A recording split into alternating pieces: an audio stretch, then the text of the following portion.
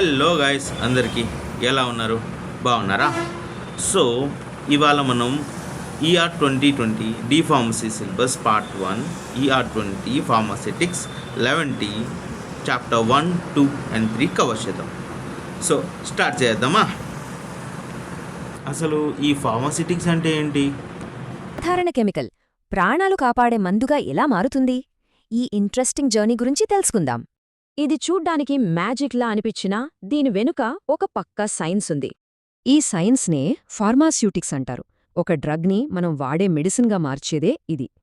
ఏ మందు తయారు చేయాలన్నా ముందుగా కొన్ని అధికారిక గైడ్లైన్స్ని ఫాలో అవ్వాలి. ఈ గైడ్లైన్స్నే ఫార్మాకోపియా అంటారు. గ్రీకులో దీనికి మందుల తయారీ అని అర్థం. సింపుల్గా చెప్పాలంటే ఇది మందుల క్వాలిటీకి సంబంధించిన ఒక అఫీషియల్ రూల్ బుక్ అన్నమాట. ఈ రూల్స్ వల్లే ప్రతి మందు కూడా ఒకే క్వాలిటీతో నమ్మకంగా ఉంటుంది. ఈ ప్రాసెస్ అంతా ఒక వంటకం లాంటిదే. ఇందులో కొన్ని బేసిక్ స్టెప్స్ ఉంటాయి. సరే, ఈ పుస్తకంలో ఉన్న కొన్ని ముఖ్యమైన ఆపరేషన్స్ ఏంటో ఇప్పుడు చూద్దాం. మొదటిది సైజ్ రిడక్షన్, అంటే పెద్ద కణాలను చిన్నగా చేయడం. అప్పుడే డ్రగ్ బాడీలో కరుగుతుంది. ఆ తర్వాత మిక్సింగ్. ఇందులో డ్రగ్ని ఇతర పదార్థాలతో కలిపి ఒకే రకమైన మిశ్రమంగా చేస్తారు. దీంతో ఫైనల్ ప్రొడక్ట్లో ఎలాంటి మలినాలు లేకుండా అంతా స్వచ్ఛంగా ఉంటుంది.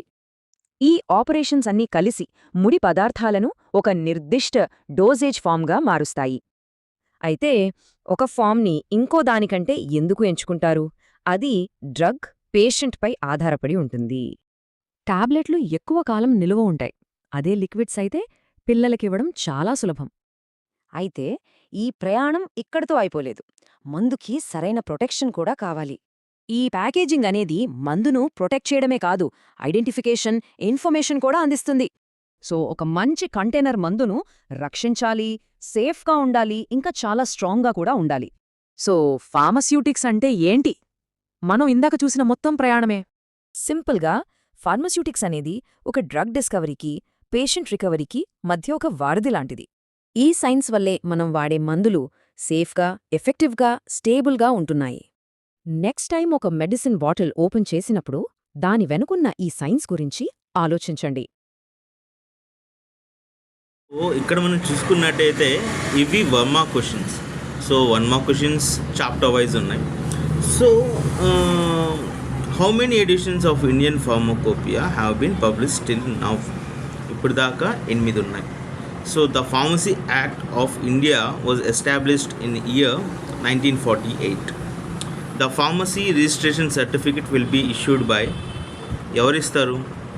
Obviously State Pharmacy Council. Father of Surgery Shushruta.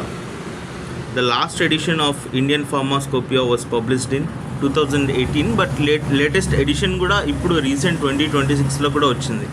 So pharmacy practice in India is governed by D&C Act 1940. So next, the father of pharmacy education in India, Mahadev Lal Shroff. PCI stands for Pharmacy Council of India. The descriptive material pertaining to any drug, therapeutic agent or preparation included in pharmacopoeia is known as monograph. అంటే ఏ drug మెటీరియల్ని మనం తయారు చేసినా ఆ తయారు చేసే విధానాన్ని, ఆ ప్రిపరేషన్ని, ఆ మొత్తాన్ని మనం ఏమంటాం అంటే మోనోగ్రాఫ్ అని అంటాం. 2 packaging material. Amber colour bottles అంటే ఇలా ఉంటాయి. So amber colour bottles protect dosage from light in range of 2900 to 4500 amps. The major component of glass is silica. So siliconization is done to rubber. Ampoules అనేవి single dose containers. Next borosilicate glass అనేది type 1 type of glass అది. So RPVC rigid poly vinyl chloride. The 2 major compositions of borosilicate glass are silica and boric oxide.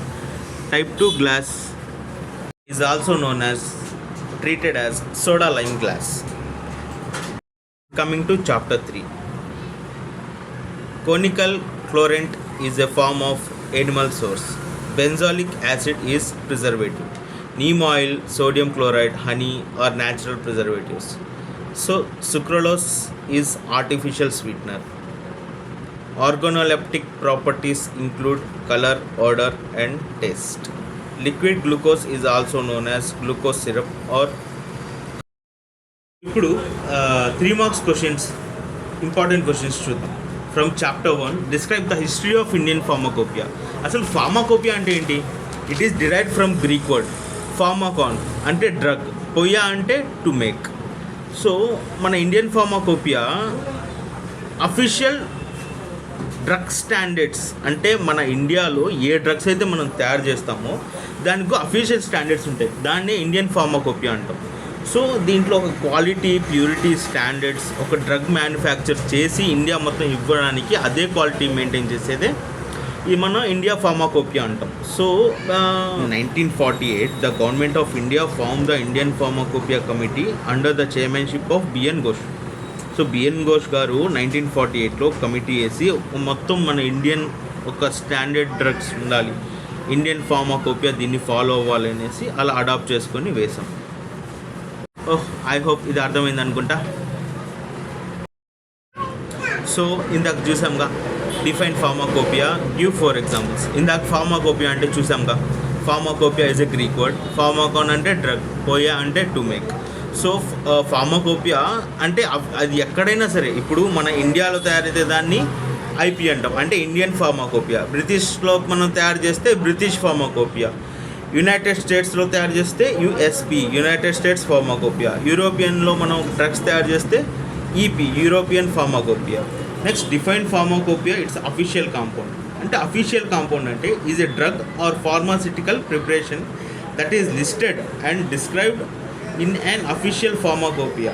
అంటే ఇందాక మనం చెప్పుకున్నట్టు quality purity and standards మన Indian pharmacopoeia స్టాండర్డ్స్కి ఏవైతే ఏ డ్రగ్ అయినా రీచ్ అవుతుందో దాన్నే అఫీషియల్ కాంపౌండ్ అంటాం. సో ఆ ఐపీ లిస్ట్లో ఉండే బుక్స్ అన్నీ అవి. నాన్ అఫీషియల్ డ్రగ్ కాంపౌండ్స్ అంటే they provide drug information but are not legally binding, అంటే లీగల్గా అవి బైండ్ అయి ఉండవు, అది అనమాట. So coming to chapter 2 packaging materials.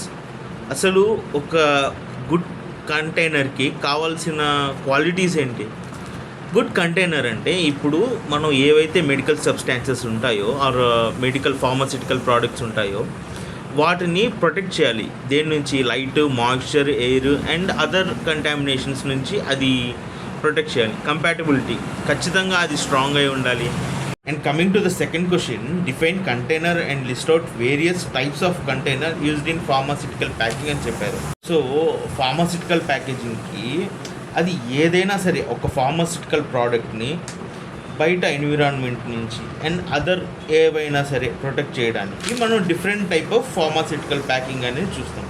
Based on protection well close containers చూస్తాం, టైట్ క్లోజ్ కంటైనర్స్ చూస్తాం, లైట్ రెసిస్టెంట్వి చూస్తాం, మెటీరియల్ని బట్టి గ్లాస్ కంటైనర్ చూస్తాం, ప్లాస్టిక్ చూస్తాం, అలా రబ్బర్ టైప్ చూస్తాం. అలా different type of closures used for pharmaceutical packing. Closures అంటే ఒక ప్రాపర్గా ఒక ఫార్మాసిటికల్ ప్రోడక్ట్ని దాన్ని ప్రాపర్గా సీల్ చేసేదాన్ని మనం క్లోజర్ అంటాం.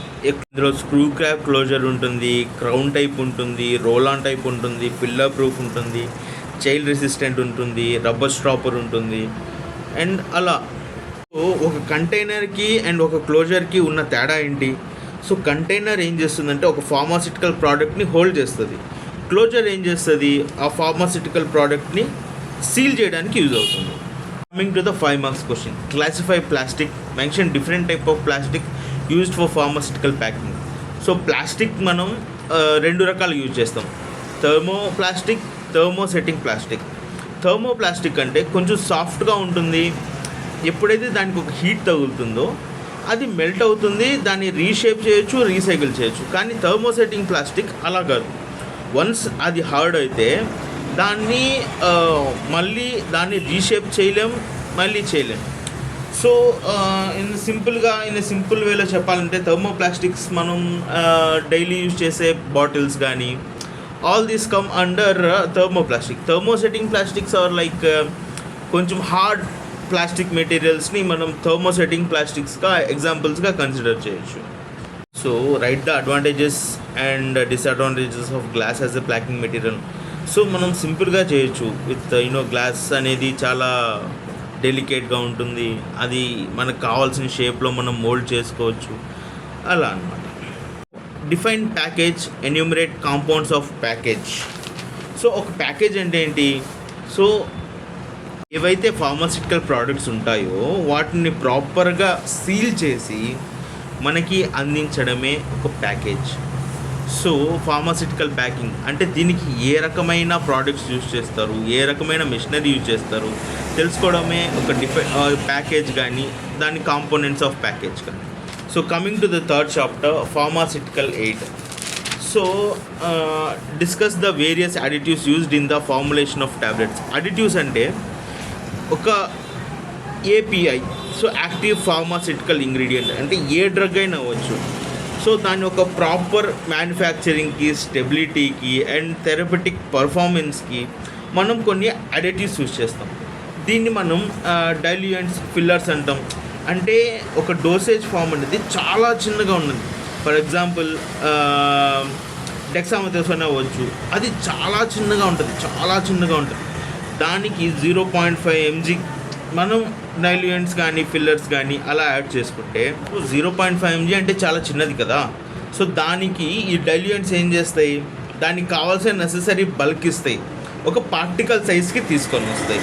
సో అలాగే బైండర్స్ ఏం చేస్తాయి, binders help the ingredients of tablet together, వాటిని పట్టించుతాయి. సో ఈ డిసిగ్రెంట్స్ ఏం చేస్తాయి, మనం తీసుకున్న టాబ్లెట్ ఎక్కడైతే మన స్టమక్లో అది కరెక్ట్గా బ్రేక్ అయ్యి ఆ డ్రగ్ని రిలీజ్ చేయడానికి హెల్ప్ చేస్తాయి. సో ఈ లూబ్రికెంట్స్ ఏం చేస్తాయి, lubricants prevent the tablet from sticking to the equipment and reduce friction during ejection. So ఈ టాబ్లెట్ని మనం బైండ్ చేయడానికి ఒక మిషన్ ఉంటుంది. సో ఈ లూబ్రికెంట్స్ అనేది అక్కడ ఆ ఎక్విప్మెంట్కి మళ్ళీ ఇక్కడ ఆ రెండింటికి ఇది అవ్వకుండా ఈ లూబ్రికెంట్స్ అనేవి మనకి హెల్ప్ చేస్తాయి స్టిక్ అవ్వకుండా. అలాగే glidants, they improve the flow of the powder into tablet press by reducing inter particular friction. కొన్ని టాబ్లెట్స్ చేదుగా ఉంటాయి, అలాంటప్పుడు ఫ్లేవరింగ్ ఏజెంట్స్ యాడ్ చేసుకోవడం చాలా మంచిది. కొన్నిటికి కోటింగ్ ఏజెంట్స్ లైక్ షుగర్ కానీ అలా షుగర్ కోటింగ్ అలా.